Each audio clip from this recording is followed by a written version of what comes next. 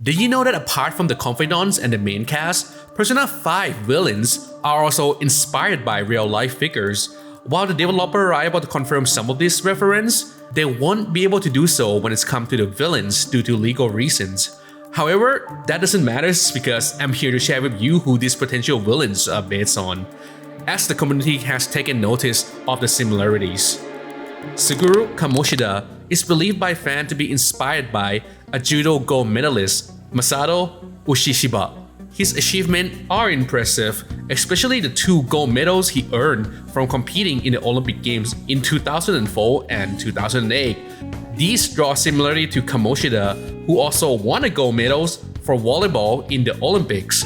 But that's not all. Masato later became a coach for the women's judo team at Kyushu University of Nursing and Social Welfare and was later faced with sexual harassment allegation. He was arrested on December 6, 2011, and his defense stance was that the act was consensual.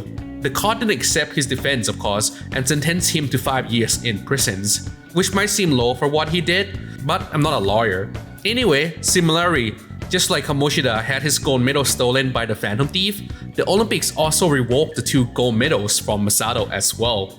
When it's come to Ichiryusai Madarame, there are quite a few real-world references, and we'll start by the Sayuri, which is lightly inspired by another painting called Yamanba and Kintaro Sakatsuki by the artist named Kitagawa Utamaro.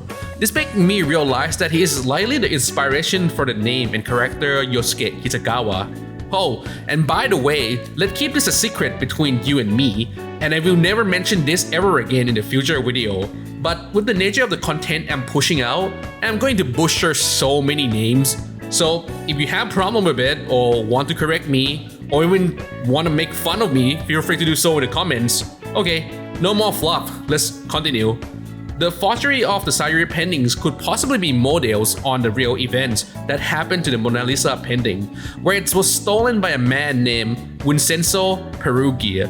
While the painting was missing, 6 copies of it show up for the wealthiest people around the world to buy. While this is just a theory, some believe that the entire scheme was set up by the conman named Eduardo del Wafrono, who commissioned the copies and was responsible for hiring the robbery of the original painting to jack up the value. With that said, when it's come to the Japanese figure, Madarame could possibly be modeled after 2 people. The first is Mamoru Samuraguchi, a deaf musician who Time magazine praised as a digital age Beethoven, but was later revealed to have a ghostwriter and wasn't actually deaf.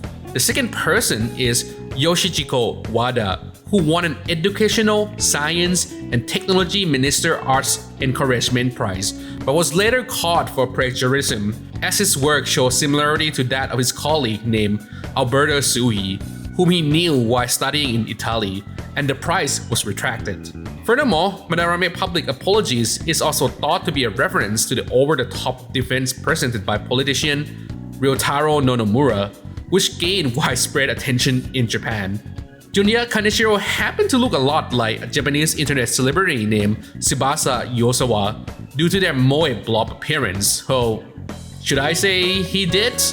Anyway, he was incredibly rich, owning a bunch of impressive property around the world, including a fine mansion in Dubai with a huge pool and waterfall in the gardens. Oh yeah, baby! He was infamous for his expensive business course that taught students how to earn 100 million yen in just 1 second. Kunikazu Okumura could be based on Miki Watanabe. Watanabe was the CEO of an izakaya chain restaurant named Watami. His company faced allegation of overworking an employee, and one of the worst incidents occurred in the 2008 when an employee committed suicide due to overworking. It was reported that she worked 140 hours of overtime. Following these events, Watanabe stepped down as a CEO in 2011, and the Watanabe Group was labeled a black company. It was voted the worst company in Japan to work for in 2012 and 2013. However, the similarity don't end here. Watanabe ran for a political campaign in 2013, and if you don't remember, Okumura also ran a political campaign against Shido, which is the main reason why Shido ordered a hit on him. Sae Nijima is both a villain and a confidant, represented by the Judgment Arcana. She's said to be based on a historical figure from the Edo period named Yae Nijima. Unlike most females during that time, who were often entertainer and dancer, Yae was a badass and was extremely skilled in gunnery. In fact, she took part in the defense of Aizu during the Boshin War in 1868, using a Spencer carbine rifle as her weapons. However, she was criticized by society as a bad wife due to her masculine attitude and her choice of westernized wardrobe.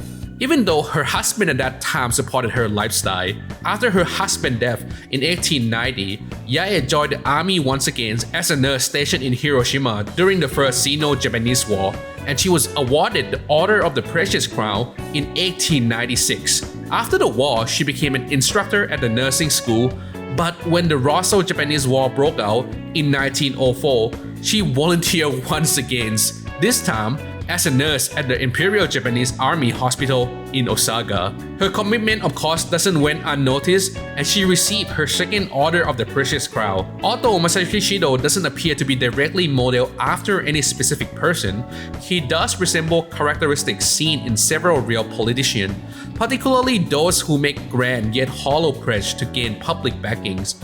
These deceitful leaders are often shielded by the authorities and the media, much like Shido's collaboration with other powerful figures scratching each other back, and he goes as far as to eliminate any threat in his way using the metaverse. Interestingly, his shadow form looked a lot like a character from the Gundam series named Chad Aznavour.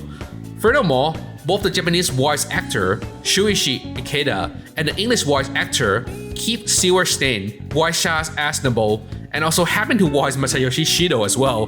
However, according to the official art book, the developer mentioned that this similarity was unintentional, but you can let me know what you think about it in the comments. During one of the scenes when Takuto Maruki is cooking soup, he can be seen mimicking the popular Salt Bae meme. Therefore, Maruki was inspired by Salt Bae. And wouldn't that be disappointing if it were true? While I can't seem to find a real life person he is based on during my research, and I refuse to say he is based on Aizen from Bleach, according to some dude on the internet. Although, I mean, if I compare the picture, there's some similarities. Anyway, to explain who Maruki is based on, we must first talk about Sumire Yoshizawa, who is also added to the game in the royal version. Sumire's persona is Cendrillon.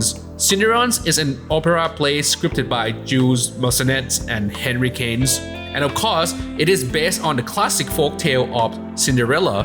The tales of Cendrillon follow a kind, beautiful young woman who is forced to be maid for her wicked stepmother and two equally annoying stepsister. A ball is then held by the kingdom prince to find a bride, but her stepfamily sabotage her chance of attending. However, her fairy godmother then appeared and granted her beautiful dress, allowing her to go, but warned that her spell lasts until midnight. Sumire's story arc, just like other main characters, share a major similarity with the story of their persona. With that said, it is clear that Takuto Maruki's role is based on that of the fairy godmothers, as he cast a spell on Sumire to become Kasumi. Not only that, I guess he went overboard since he pretty much become everyone fairy godmothers and gave everyone the life they wanted. If you visit the bar in Kichijoji, you can also talk to Kawakami, who will mention how all her friends are having one fairy tale wedding after another. However, at the end, just like in the tale of Cendrillon, the spell wear off at midnight as Phantom Thief defeated him.